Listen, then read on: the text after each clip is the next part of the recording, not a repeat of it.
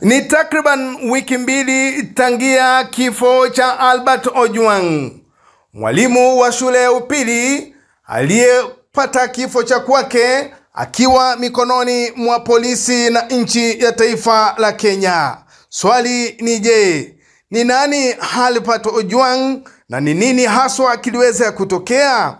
Ni wiki mbili sasa tangia kifo cha mwalimu Albert Ojwang, kijana wa miaka 32 aliyekamatwa na jeshi la polisi la Kenya akiwa nyumbani kwao kule Homa Bay, takriban kilomita 400 kutoka jiji kuu la Nairobi. Akaletwa Albert Ojwang baada ya maafisa makachero wa DCI kumkamata mbele ya wazazi wao na mkewe akiwa kule nyumbani Homa Bay. Swali ni je, mbona walimsafirisha takriban kilomita 400 hadi huku Nairobi alipopatana ana kwa ana na kifo cha kwake? Historia tuliyoipata kutoka kwa familia na hususan msemaji wa familia na haswa babake ni kwamba makachero hao wa DCI walionekana wakiwa na mwingi wa maafisa hao wa DCI walionekana wakiwa na uchungu, huku wakiwa na hasira kuu kumnasa Albert Ojwang, kisha wakampeleka hadi moja kwa moja hadi kituo cha polisi kilichokuwa karibu pale Homa Bay. Swali je, ni wakati upi walianza kufululiza kutoka Homa Bay mpaka katikati mwa mji wa Nairobi? Swali ambalo tunazidi kujiuliza, je, maafisa hawa kuna kile ambacho waliweza kumfanyia mwenda zake Ojwang pindi walipokuwa kwenye gari, ikizingatiwa takriban kilomita 400? Baada ya kutolewa kwenye kituo cha polisi kule Homa Bay, maafisa hao wa DCI walifululiza moja kwa moja mpaka kituo cha polisi cha Central. Hapa tunazidi kufuatilia baina ya maafisa waliokamatwa na mkuu wa kituo hicho cha polisi Bwana Talam, ni nani aswa aliweza kupokea mwenda zake. Kuwaziri kwa mwenda zake Albert Ojwang katika kituo cha polisi cha Central ilikuwa ndio mwisho wa familia yake kuweza kufuatilia na kujua hali halisi ya mpendwa wao. Lakini aidha baadaye tuliweza kunakiri na kufahamu kwamba kunao mawasiliano yaliyofanywa baina ya marehemu Albert Ojwang pamoja na rafiki yake, huku wakiendelea kujadiliana kuhusu hali halisi kwenye korokoro zetu. Kwa upande mwingine, rafiki yake ambaye hatukumjua kwa jina alionekana kumpa moyo na kumtia moyo, licha ya kuwa Albert Ojwang ambaye ni mwenda zake alikuwa na wasiwasi kweli kweli. Kwa upande wa kwake, Albert Ojwang alionekana kumuuliza iwapo alikokuwa anapelekwa kuko salama na iwapo rafiki yake kwa wakati moja aliwahi kamatwa. Jibu la rafiki yake lilikuwa ndio, jela za humu nchini ziko salama na wala hakuna chochote kitakacho mtendekea. Albert Ojwang kwa sauti ya kwake alisikika akiwa na wasiwasi mithili ya sungura aliyepatwa kwenye tukio. Muda huu wote mkewe Albert pamoja na familia waliweza kupotea kabisa kutoka kwa mawasiliano na ndugu Albert Ojwang ambaye baadaye aliweza kuaga dunia. Swali ni je, walikokuwa wanasafiri takriban kilomita 400 ni nini kiliweza kutokea? Kupitia kwa mbinu za kisaikolojia, Albert alisikika akiwa na wasiwasi, kimo ambacho kiliweza kutufanya kujiuliza maswali iwapo maafisa waliomwendea walimjaribu. Kulingana na ripoti kutoka kwa babake Albert, alisema kwamba mawasiliano ya mwisho ilikuwa saa 3 usiku alipokuwa anajaribu kupiga simu pasipo kufaulu. Wasiwasi ikaanza kutanda katika familia, huku baadhi ya marafiki wa Albert, wengi wakiwa ni walimu, wakishindwa watafanya nini?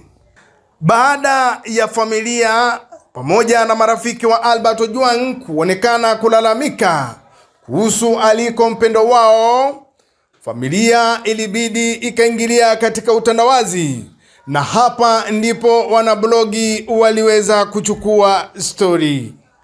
Huku katika utandawazi story ilichacha, huku mablogi tofauti wakiendelea kushtumu na kusema lazima na sharti haki itendeke kwa Albert Ojwang. Kufikia usiku huo, mitandao yote ya kijamii ilikuwa inapepea, huku wengi wakiwa wanamtaja Albert Ojwang. Swali ni je, kifo cha Albert Ojwang kilitokea saa ngapi baada ya kuwasili Nairobi? Ilipofika saa 3 usiku, kulingana na ripoti ya mkuu wa polisi, ni kwamba Albert tayari alikwisha wasili katika kituo cha polisi cha Central. Hapa akiwa hatuelewi kama alikuwa sawa ama tayari madhara yalikuwa yametendeka katika maisha ya kwake. Albert Ojwang anazidi kuonekana kuwa mmoja wa wale washukiwa ambao waliweza kuteswa kabla kuweza kuingia katika kituo hiki. Baada ya mitandao kuweza kuchacha moto, maafisa wa polisi na idara yote ya polisi ilionekana kuchanganyikiwa, huku maafisa mbalimbali wakiweza kusema mambo tofauti.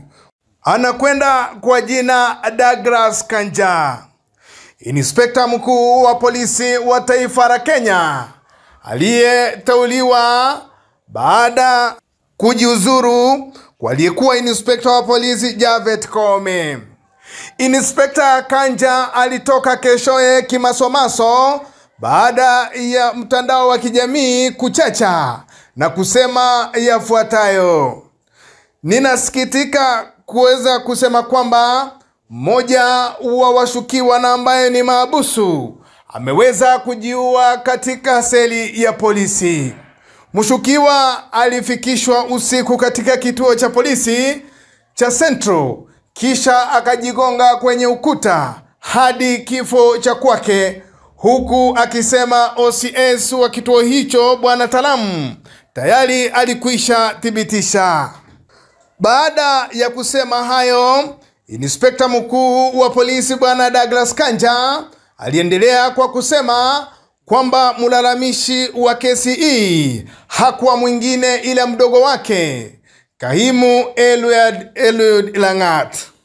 Langat aliweza kusema kwamba kijana ambaye pia ni mwenda zake Albert Ojwang aliweza kumharibia jina, huku akisema kwamba takriban shilingi milioni 62 zilizoibwa kutoka kwa ofisi ya Kaimu Inspector Polisi ziliweza kujenga nyumba kule Ulaya, kwingineko kule Dubai.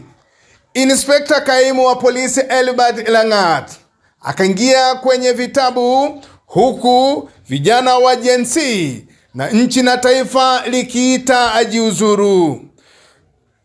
Wakati huo haya yakiendelea kusemwa, nchi na taifa la Kenya joto linazidi kupanda, huku baadhi ya wananchi na hususan marafiki wa Albert wakizidi kuweza kurusha mishare na makombora katika utandawazi. Swali ni je, ukweli upo wapi kutokana kwa kifo cha Albert Ojwang? Baada ya haya yote, usisahau kwamba kunayo taarifa tuliyokuwa nayo kwamba Albert Ojwang hakuletwa moja kwa moja hadi kituo cha polisi cha Central, huku ripoti zaidi zikisema aliletwa moja kwa moja mpaka makao makuu ya polisi iliyoko Vigilant barabara ya Arambe, na hapa hakuenda kupatana na polisi wa kawaida. Alienda kupatana hana kwa hana na Kaimu Inspector wa polisi Edward Langat, ambaye hatujui iwapo ni nini kiliweza kufanyika, lakini taarifa zinasema alienda kuhojiwa. Swali ni je, Albert aliweza kuuliwa kwenye kituo cha polisi ama aliuliwa katika ofisi kuu ya Vigilant? Baadaye tuliweza kushuhudia ambacho mimi pamoja nawe tutazidi kusema ni kosa kubwa la jinai. Mtu kuweza kufa katika seli ama jela la taifa la Kenya. Usisahau katika taifa la Kenya, wengi wanasema hakuna sehemu iliyo salama kama kituo cha polisi. Swali ni je, wafungwa wetu wapo salama kwenye jela zao? Na hivi imefikia kwamba mtu anapokamatwa na hususan anapouzishwa na kukosoa serikali na haswa asasi za polisi, lazima na sharti aweze kupiwa hadi kufa. Baada ya vioja na vitimbi katika kituo cha polisi cha Central vilivyohusisha mwenda zake Albert Ojwang, sasa ilifika kwa idara ambayo ni mamlaka ya kudhibiti mamlaka huru ya kudhibiti tabia za polisi maarufu kama HIPOA. Waliweza kuingia mzima angalau kuweza kupeana hali ilivyokuwa. Hapa waliweza kuingia katika kituo cha polisi cha Central na kuweza kumunasa afisa wa polisi kwa jina PC Mukwana. Police Constable Mukwana ambaye yuko katika kituo cha polisi cha Central aliweza kukamatwa na kupelekwa kwenye kituo cha polisi cha Capital. Baada ya siku 2 ya upelelezi na maafisa hawa, aliweza kusimama kisimbani. Alikosimama kisimbani, PC Mukwana aliweza kupasua mbarika na kuanika mtama peupe. Kwanza tuliweza kunakili na kufahamu kwamba kamera za CCTV za Central, kituo cha polisi, tayari picha zote zilikwisha futwa. Hiyo ilikuwa ni kwa mujibu na zaidi ripoti tuliyopata kutoka kwa HIPOA. Swali, je, ni nani aliyehusika kuvuta picha hizi za CCTV? Isisaulike kwamba CCTV katika kituo cha polisi cha Central zipo kwenye mlango wa kuingia, mlango wa kujiandikisha baada maambusu kunaswa, na ofisi ya kuingia kwa mkuu wa kituo maarufu kama OCS. Swali, je, nani akaingilia picha hizi? Isisaulike kwamba Mukwana aliamua kuanika na kupasua mbarika na kusema yeye ilibidi afanye alivyoagizwa na bosi wa kwake. Nani ndiye bosi wa kwake Mukwana? Anakwenda kwa jina Taram. Taram kupitia kwa ujumbe wa kwake alisema kweli walipokea Albert Ojwang katika kituo hiki cha polisi, ikiwa ni mida tulioitaja. Mukwana alisema alipokea simu na zaidi mwelekeo kutoka kwa afisa mkuu kwenye polisi kuweza kumwagiza kwamba mshukiwa ambaye sasa ni marehemu aweze kuwekwa katika kituo hiki cha Central. Swali ni je, Taram aliweza kupokea Ojwang akiwa hai ama marehemu? Ni swali na kizungumkuti. Kulingana na taarifa ya Police Constable Mukwana ni kwamba OCS wa kituo cha polisi cha Central alipewa agizo na Edward Langat aweze kumwadhibu vikali Albert Ojwang. Kupitia kwa ripoti tulionayo ni kwamba Taram aliweza kuruhusu waweze kupewa maabusu shilingi 2,000 kila mmoja, huku wakipewa mivinyo hadi kulewa kwa nia ya kuweza kumwadhibu mwenda zake Ojwang. Swali ni je, tangu lini sheria ikaweza kufunjwa na waliofunja sheria? Maabusu hawa walimwadhibu Ojwang zaidi ilivyostahili, huku wakimwacha na majeraha ya kifo mpaka polisi wakaingilia. Swali ni je, ni demokrasia ipi inaruhusu mwananchi aliyekamatwa kwa nia ya kushtakiwa kuweza kuadhibiwa na waliokamatwa kushtakiwa? Ni saa 7:40 mida ya usubuhi ama usiku mkuu katika hospitali kuu ya Mbagathi. Inaonekana gari la polisi likiwa linaingia katika hospitali hiyo huku likifunguliwa na walinzi wa usiku. Gari hili linaonekana kwenda kwa mwendo wa aste pasipokuwa na haraka. Kinyume tulivyofahamishwa kwamba Albert Ojwang alipelekwa hospitali kwa matibabu zaidi. Swali ni je, ni njia hipi inayopelekwa kwa mtu aliye mahututi na ni mbio gani inapaswa kutumia? Upande mwingine polisi walionekana kutokuwa na haraka huku wakionekana wakiwa na wasiwasi. Saa 7:50 baada ya kuvuta pumzi, walionekana maafisa hawa wakashuka kutoka kwa gari hili. Walishuka wote kasoro dereva. Ni nani aliyezalia kwenye gari hili la polisi? Aliyezalia kwenye gari hili la polisi si mwingine, ila ni maabusu sasa mwenda zake Albert Ojwang.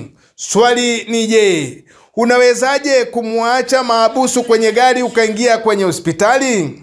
Ni dhihirisho kutoka kwa video ya CCTV tuliopokea kutoka hospitali hii ya Mbagathi kwamba tayari Albert Ojwang alikwisha iaga dunia. Ilichukua takriban dakika 15 na maafisa hawa wa Central kuweza kuomba na zaidi kushughulika kuwaomba madaktari angalau kuweza kudhibitisha kifo cha mwenda zake. Ilibidi kutafutwe msaada wa mlinzi wa hospitali hii aweze kusaidia polisi kuweza kuubeba mwili wa marehemu kuingia katika kituo hiki cha hospitali ya Mbagathi na kisha baadaye kuwasaidia kuonekana kutolewa nje na majera.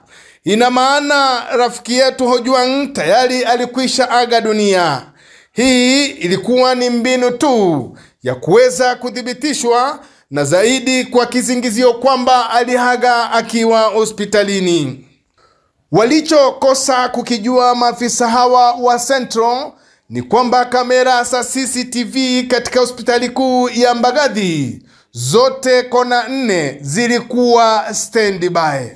Hii yote ilichukuliwa mwendo wa saa 7 usiku mpaka saa 8 walipoutoa mwili huu wa marehemu Ojwang na basi kuweza kuelekea moja kwa moja hadi chumba cha kuhifadhi maiti cha City.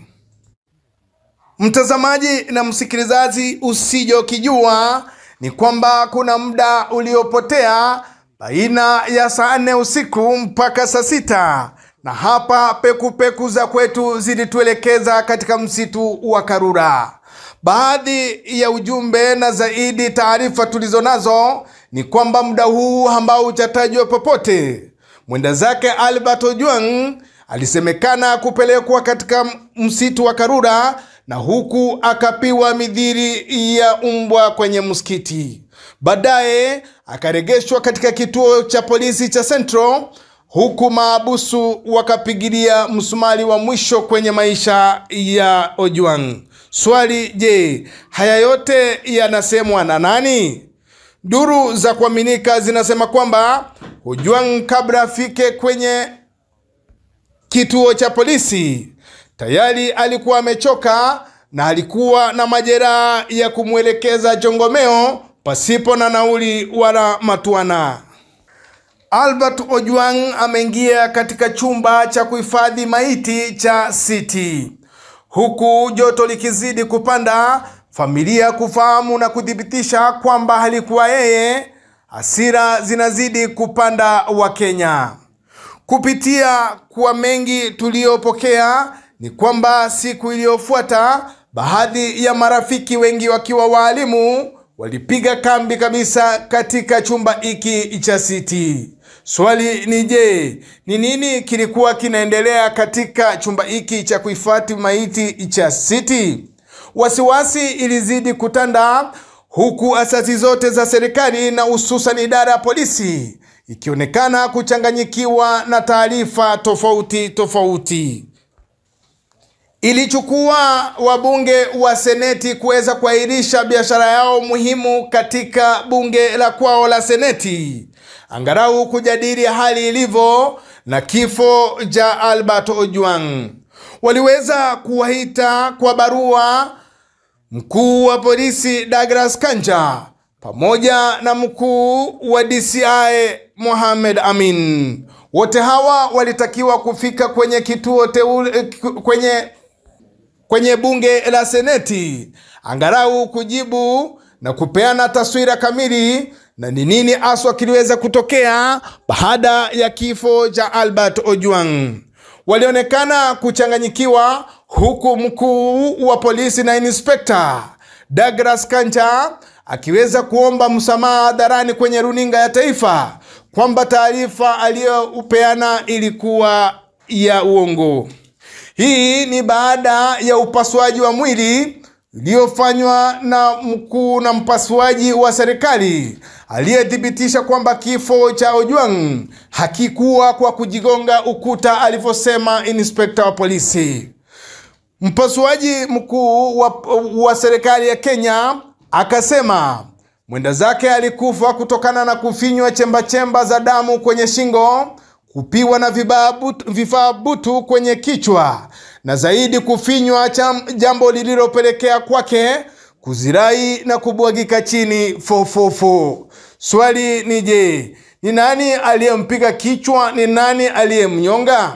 Ni jambo ambalo liliweza kupelekea maafisa hawa wakuu serikalini, inspector wa polisi pamoja na mkuu wa DCI wakionekana wote kuchanganyikiwa, huku inspector polisi akiomba msamaha.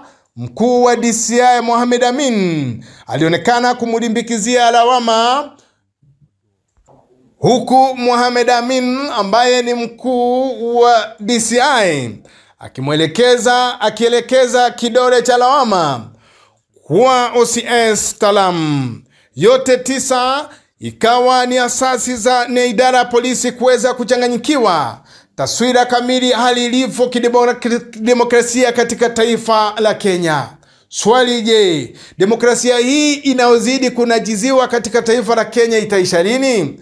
Huku wakuu hawa wa idara na asasi za polisi wakionekana kuchanganyikiwa, wananchi na hususan vijana wa Gen Z wanaonekana kupandwa na mori, huku wakiuliza maswali bila jibu. Siku iliyofuata baada ya kifo cha Albert Ojwang, baadhi ya vijana walionekana kugoma, huku wakitoka kuanzia kituo cha kuhifadhi maiti ama chumba cha kuhifadhi maiti cha City mpaka katikati mwa jiji la Nairobi. Isisaulike kwamba maandamano haya yakizidi kuendelea, bunge la seneti linazidi kurusha kombora la maswali kwa baadhi ya wakuu wa idara za polisi waliokuwepo, huku baadhi ya wabunge wakionekana kuwa na hasira kweli kweli.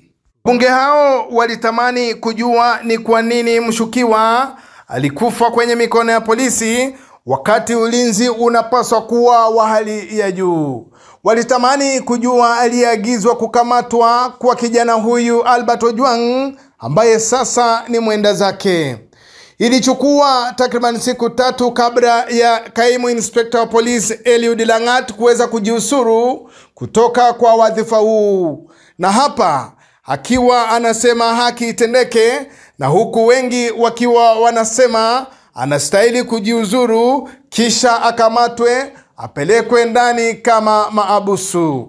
Wabunge walionekana kuwa na hamaki kutokana na swala hili, huku vijana wa Gen Z wakizidisha na kuendelea na maandamano kule nje.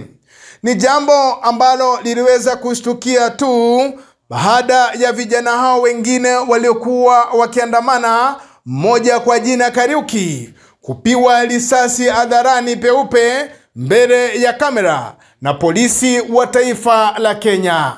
Hikawa ni kama kasumba ya maafisa wa polisi ambao wanafanya kazi kutokana na amri. Haijulikani ni nani aliyowapa amri, kuliko wapige risasi popote, hawa upiga kichwa. Mamlaka huru ya kuchunguza tabia za polisi maarufu kama IPOA ilizidi kuingilia mzima kwa taarifa hizi za polisi kutumia nguvu kupitia kiasi na zaidi kuweza kuwapiga wananchi risasi. Nchi na taifa la Kenya likaonekana kuchanganyikiwa, huku taharuki ikizidi kutanda miongoni mwa wananchi na hususan kwenye familia.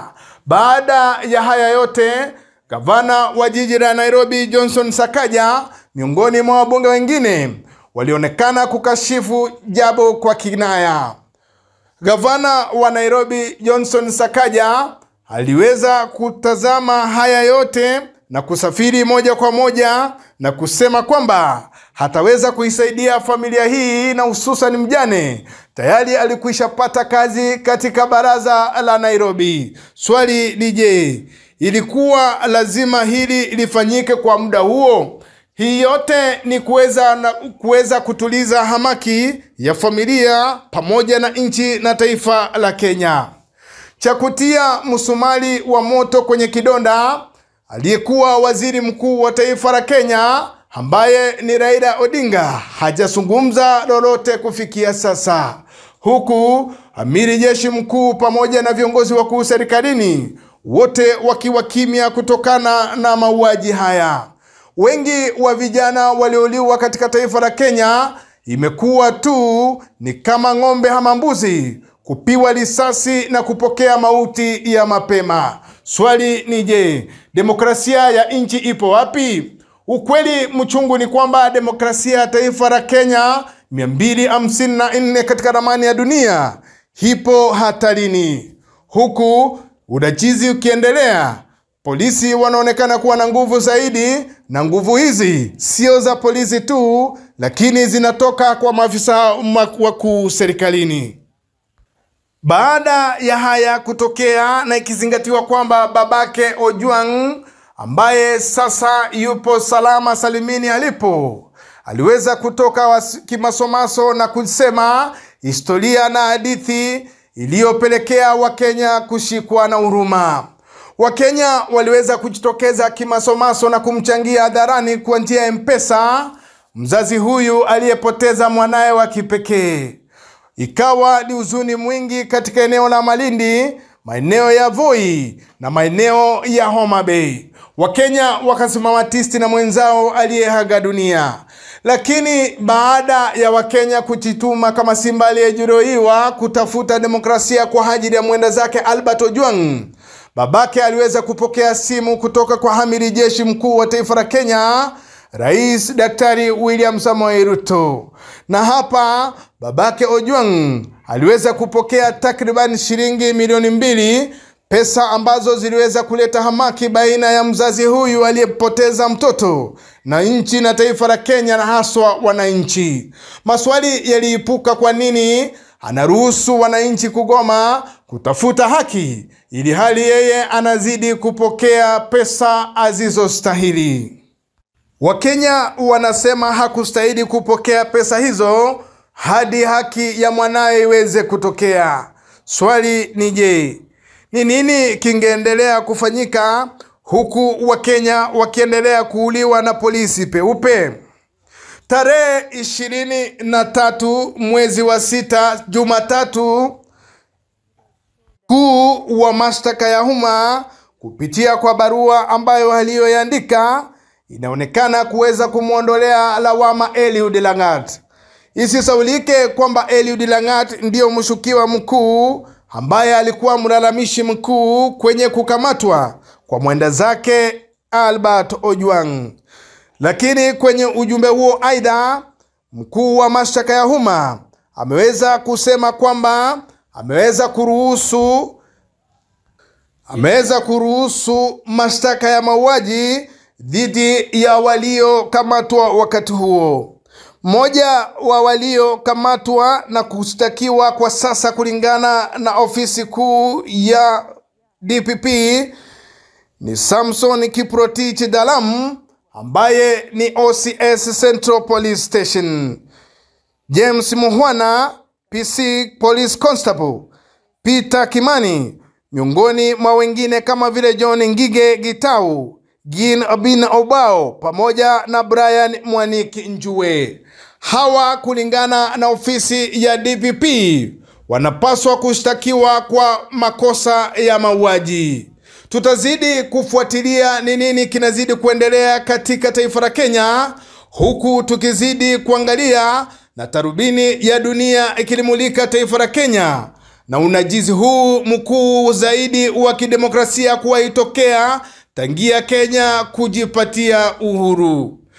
Hayo tutazidi kukupasa mida ya baadaye, lakini kwa sasa tunakuacha kwa kusema mgara unapomuua haki ya kwake mpe. Pole zetu kwa mjane wa mwenda zake Albert Ojwang.